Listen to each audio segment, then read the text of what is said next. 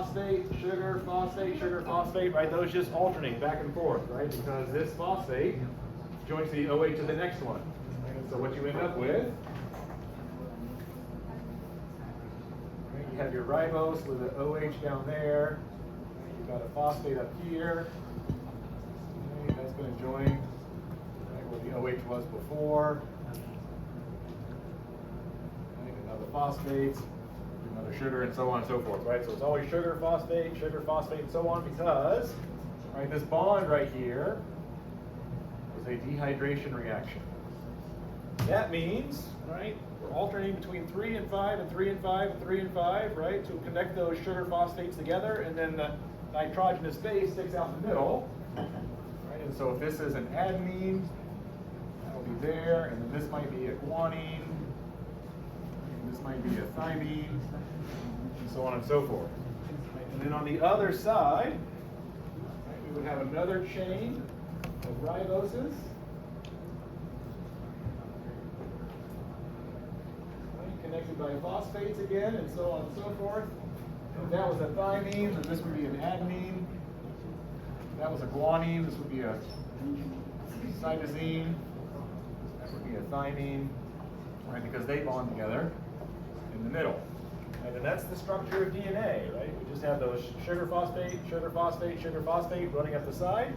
Right? Nitrogenous bases make up the rails of that ladder, and then the whole thing twists, right, in that double helical shape. Definitely be a question on the exam about that. I don't know if anybody heard me say that, but I said it. Yeah. Let's see here. The Messelson-Stahl experiment. That's on the next page. I have a graphic for that.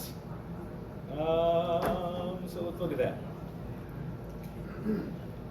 Right, so the evidence, right, that DNA, right, is the genetic material and not protein, because remember early on, scientists thought that proteins were what transmitted, right, heritable information from one generation to the next. Okay, so we've got kind of two key experiments. First, we've got the one by Griffith. Right, Griffith is the one that used the rough strain and the smooth strain, right? So the smooth strain was virulent and killed the mouse. The rough strain was non-virulent and did not kill the mouse. Right? If they took that smooth strain, right, and they killed it, right, and they mixed it, right, with the other strain, right, the other strain could still cause it to die. Right? The reason that this proves that it's DNA, right, and not protein is because they're using viruses. And if you remember from the virus lecture, right, viruses don't have any proteins, right? They are just a capsid, right? A bunch of capsid proteins, right? And then inside they have their genetic material, and that's all there is. There are no proteins, right? So the fact that you could kill one virus, right, and its material would get picked up by the other virus and still cause that mouse to die must mean that it just picked up genetic material, must have just picked up DNA, because that's the only thing that was available, right? There were no proteins that it could have picked up from that other virulent strain to use to kill that mouse. That was the first evidence, right, by using viruses, which only have, right, nucleic acids. Right? We knew that it wasn't protein. Second experiment, right, by Hershey and Chase, right, did the same thing. Right? In the first one, right, they take, they're using phages. Remember, phages are another type of virus that I talked about in the virus lecture. They only infect bacteria, so they took these phages, right, and they grew the phages in radioactive sulfur. Then they did the second experiment where they grew the phages in radioactive phosphorus. They did this because sulfur exists in proteins but not DNA, and phosphorus exists in DNA but not proteins. So that's a way of radiolabeling one versus the other. And so when they grew them in radioactive sulfur, right, they let them infect the bacteria. Right, the bacteria had no radioactivity inside there, right, so no proteins, right, were injected by those viruses into those bacteria, because those bacteria didn't have any radioactivity inside of them.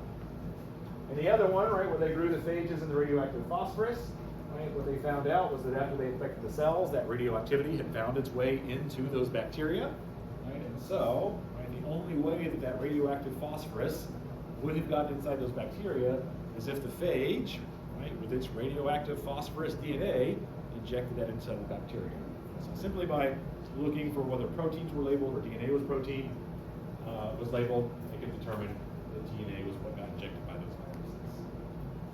So those are two key experiments, right, that helped us discover or recognize, right, that heritable material is indeed through DNA and RNA and not through proteins. Then we have this other experiment over here, right, which is the Messels-Stahl one. Right? So this second thing right here, right, explaining how Messels-Stahl, right, contributed to our understanding. Right? That's this third thing. Right? And in the third thing, they also used radio labeling. Right?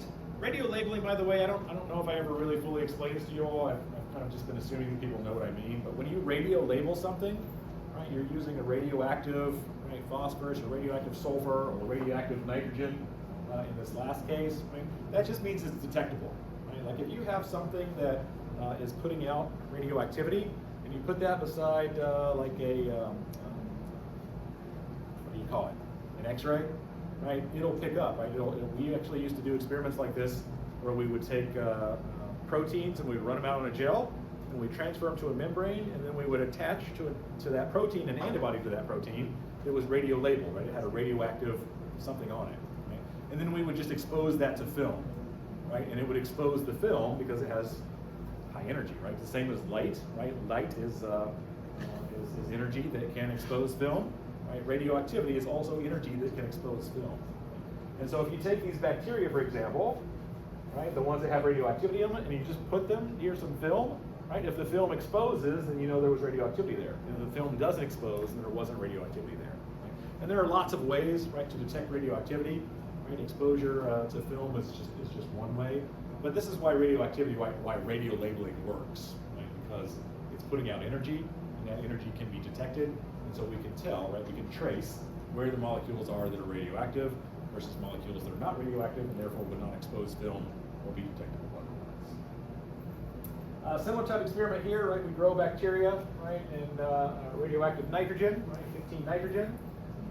That leads to DNA, which is incorporated in that nitrogen because remember, DNA has all these nitrogenous bases, right? So the adenine, the thymine, the cytosine, and the guanine, right? Those are all nitrogenous bases, right, that make up DNA. And so if you grow bacteria, right, in 15 nitrogen, then all of the DNA that it makes while it's growing and splitting, right, while it's replicating its DNA, it's going to use that radio-labeled nitrogen.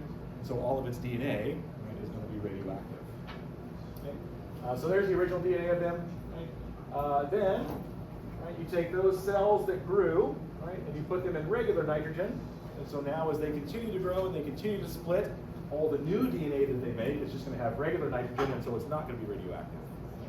And when they run that DNA out on one of these ultracentrifuge, right, if they have the radio-labeled DNA, it runs a little bit further through the gel. Right? If they have the hybrid, because they started out with some original, but then they replicated their DNA with just regular nitrogen, right? And so that band, right, doesn't push as far through. Right? Turns out, right, the DNA is actually a little bit heavier. Right? It actually will centrifuge a little bit further when it's 15 nitrogen versus 14 nitrogen. You wouldn't think that would make a difference, right? We're talking like 1 neutron, right? Not a big difference. Right? But all those extra neutrons are enough, right, that DNA, when it's 15 nitrogen, actually pushes through further than the one that only has a little bit. And then, right, they did that again, right? They took all these new bacteria with their hybrid DNA and they put them again, grew them again in medium containing just regular 14 nitrogen. Right? And so some of them, right, are hybrid again, right? But some of them replicated, right, using one strand that has the 14 nitrogen, and then they replicate a new strand with 14 nitrogen. And so that one is the lightest of all and it pushes the least far through. And that is the experiment, right, that showed that during replication, right, you take the original DNA, right, you use one side to replicate a new template to it, you take the other side to replicate a new template to that, and they stay separate like that. The other possibilities, remember, right, were that these got pulled apart, replicated, and then the originals went back together, and the two new replicates go together in a whole brand new molecule. Right? That was one of the other possibilities. But this proved, right, that's not what happens. Right? When these split, right, each one replicates a new strand to go along with it, and it just keeps that new strand instead of the originals coming back together. All key experiments that you're going to want to know. This may or may not, it will, appear as a giant matching question on the exam. Right? So all of these kind of foundational experiments, and I'm not just talking through them just to do it, right? It's because I want you to get that big-ass math sheet question on the exam. All right, chapter 17. So oh yes, the process of gene expression. How would we describe gene expression? It's transcription and then translation. Gene expression, right, to express a gene, right, simply means to make a protein product out of that gene, which then leads to a particular phenotype. We use the word expression for that, right? So if we are going to express a gene, that means that that particular gene has to be transcribed, right? We make a copy of it, right? Then it exits the nucleus as mRNA, and then it gets translated, right, into the final protein by the ribosome. That's the process of gene expression. Let's see here. That's fast. We'll go over transcription and translation here in just a second. I think I want to make one point about, we'll look at transcription in just a second. We'll look at translation in just a second, right? RNA processing we'll look at in just a second. What was the one that I wanted to talk about? I have this slide here. You might remember this slide. I guess this is actually even before transcription translation. Right, but this is an experiment by Garrett. You may remember this one. A little bit bigger.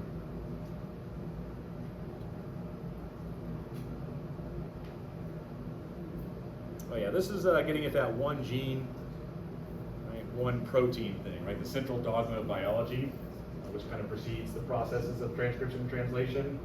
Right? This is the idea that the flow of information, right? The central dogma of biology is the flow of information is only from nucleic acid, right, to protein and not the other way. So you can't start with the protein, right, and back up to the gene that produced that protein. You can only go in one direction.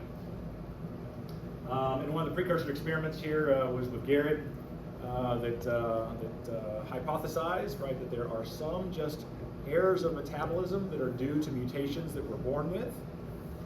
Right? A couple of guys named BIOL and Tatum did an experiment with a mold called Neurospora, where they discovered that that mold, or a mutant of that mold, could not grow without supplementation of arginine.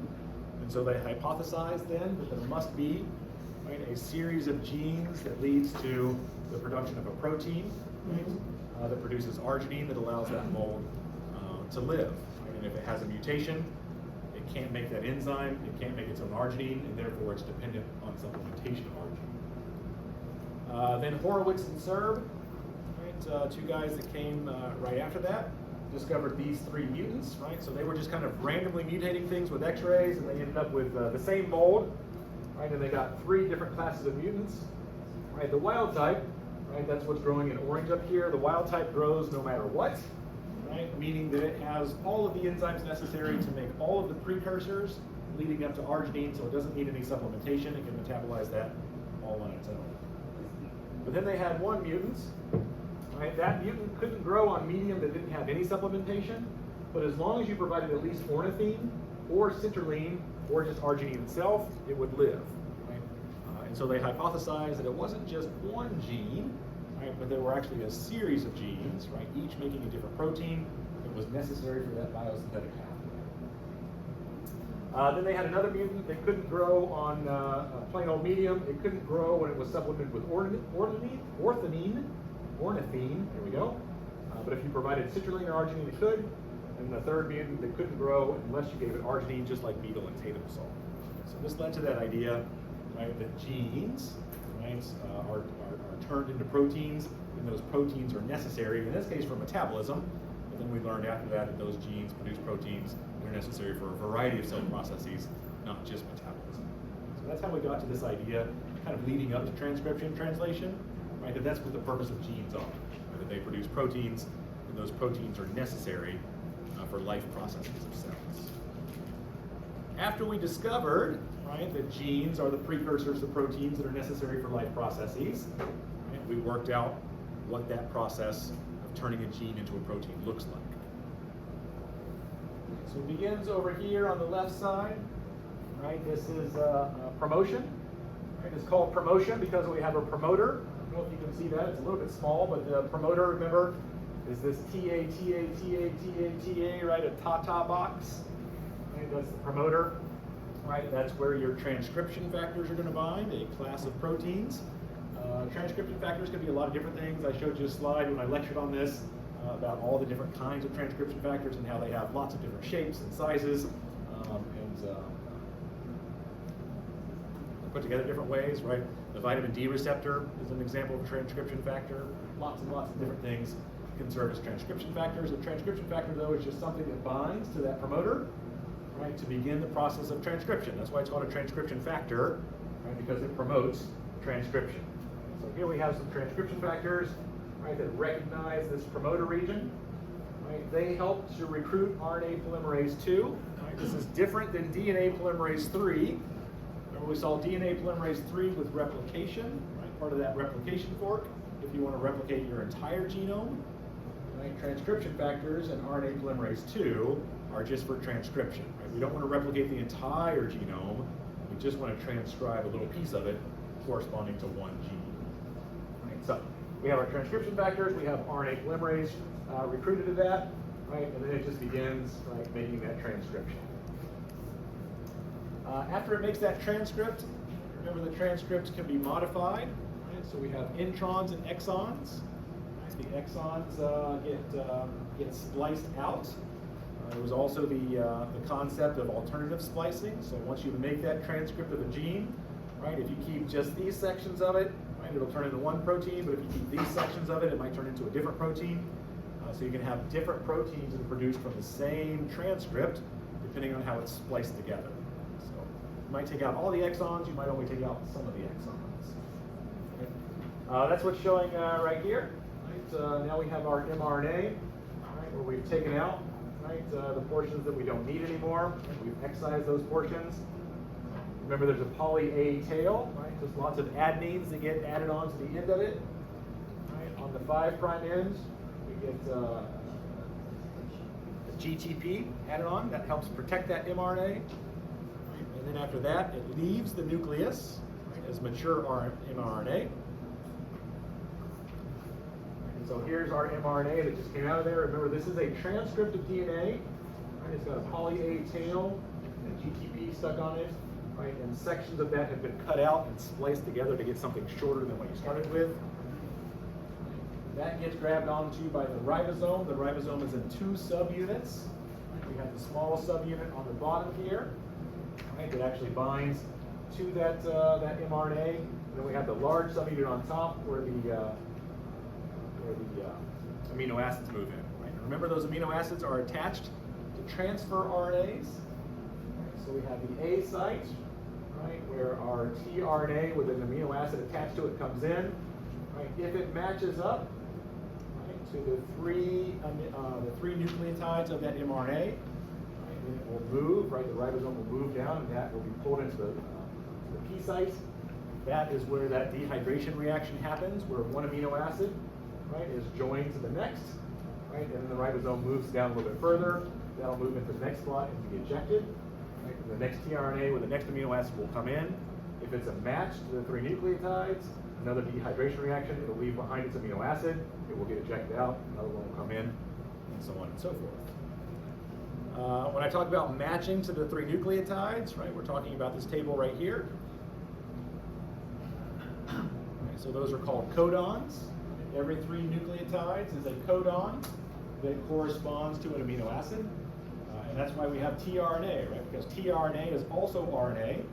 The mRNA is RNA, right? And so they are a natural pairing, right? If the tRNA, right, the portion of the tRNA that comes down to the mRNA is a match, right? And it will stay and it will leave behind the amino acid that it has attached to it. Right?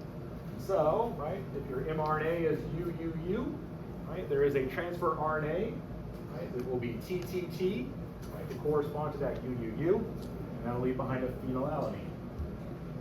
If your mRNA is AAA, right, then you will also, right, have a TTT that matches up with that on your tRNA, and it will have a lysine attached to it, so on and so forth.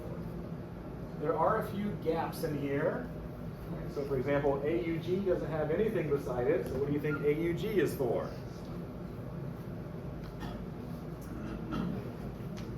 start codon. It always starts with an AUG, which actually begins with a methionine. You'll also see that UAA, UAG, and UGA, right, are all codons that indicate stop. Right? And so when RNA polymerase gets to one of those three codons, then it will release, and your translation is done. Sometimes, right, so here's that ribosome, it's reading that mRNA. Right? Sometimes, right, the first little part, the first few amino acids that are attached to this growing polypeptide strain are what are known as a signal peptide. It can be recognized by a signal recognition particle. Okay? Not all of them have this, right? It just depends on what those amino acids are. But if the first few codons, right, correspond to amino acids that are a signal peptide that's recognized by this signal recognition particle, right, then it will bind to that and it will pull it over to the ER, and the rest of that protein will get translated down into the ER so that it can be modified.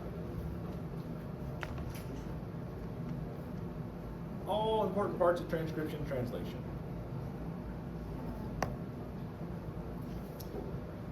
Chapter 18 was all about operons. We've seen an example of an operon in lab. We had an arabinose sensitive operon that allowed our E. coli that picked up that plasmid, right, to actually express, right, that green fluorescent protein. Without the arabinose, right, the operon is not active, and therefore that particular gene doesn't get expressed, and they don't make green fluorescent protein. Right, so operons are one really common way that we can regulate whether or not a gene gets expressed in certain circumstances. Right, hopefully you remember these. So in this particular operon, right, remember you have the promoter region, again, in the RNA polymerase, same as we just saw with transcription. The difference when there's an operon, right, is that right after the promoter there's an operator. Right? That's not always true. Right? There's not always an operator right after the promoter. Sometimes RNA polymerase is just recruited to that promoter, and then it just reads down the DNA and it makes a transcript. Sometimes RNA polymerase is recruited to that promoter, right, but it may or may not be blocked by this operator, right, before it actually gets to the genes that it's going to transcribe. In this particular case, right, another section of the DNA somewhere else, right? So this little area right here has its own promoter and its own gene product. And you can see here that it's separate from this.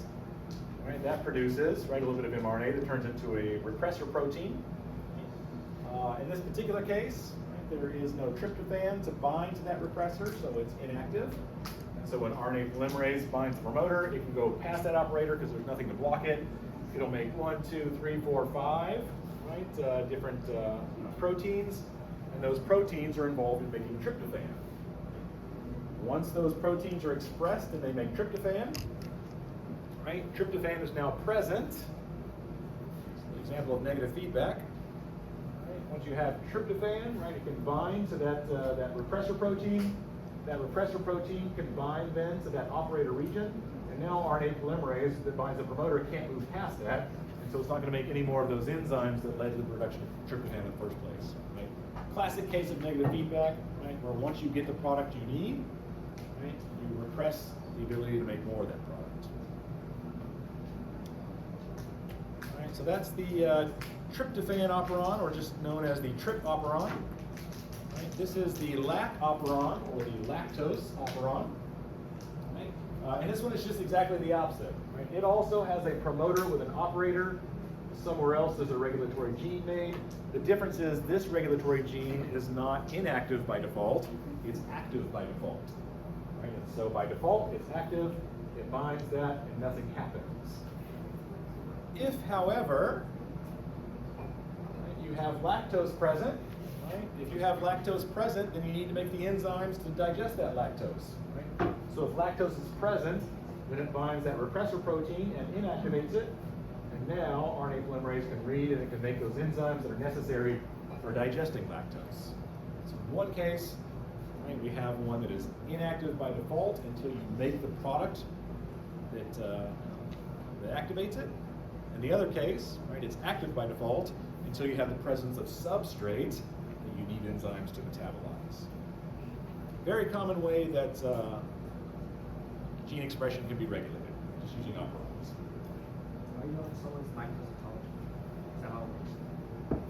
lactose intolerance is when you don't make the enzyme at all.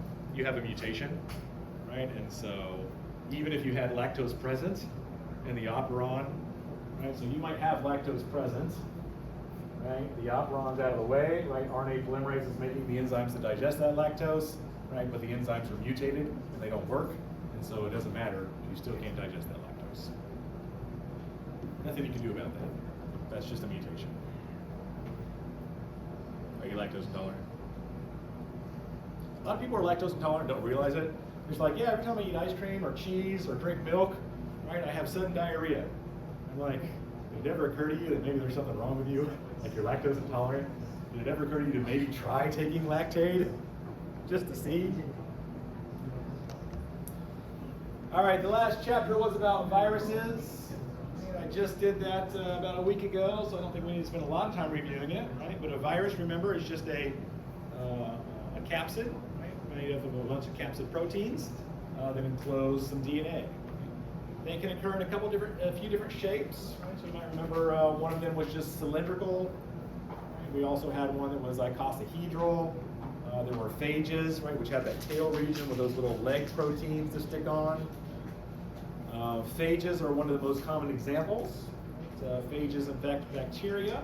We looked at phages just a few minutes ago. And phages, right, can be either lysogenic, which means that they lyse open the cell that they're growing in and kill that cell, or they can be less virulent than that, and they become a prophage, right, in which case their genetic material is incorporated into the DNA of that bacteria. It's used to make other proteins and things like that, but it may not actually kill that cell for a long time. There were also a variety of different types of plant and animal viruses. So remember, animal viruses are the ones that are more common to have a little bit of nuclear membrane around them because they derive that membrane as they exit the cell. Remember that animal viruses can also be double-stranded or single-stranded RNA or DNA. And there were several different classes of those. We also talked very briefly about prions. Right? Viruses and prions are kind of two categories of macromolecules that can become infectious. Right? So viruses are essentially nothing more than a little bit of genetic material, right, that is enclosed and can be transmitted from host to host. Right? Prions, right, are infectious proteins. There's nothing more to a prion than it just being a misfolded protein that can cause the misfolding of other proteins as well. So kind of two examples of really kind of primordial things that take on some lifelike characteristics, but aren't truly living things because they can't replicate on their own. They can only replicate in a host. All right. I just uploaded these slides. There's a version of these slides that was on Canvas, but I've added a little bit to them, so I just re-uploaded them to Canvas and labeled it as updated, so that you can look through that and try to remember, right, what all these things mean.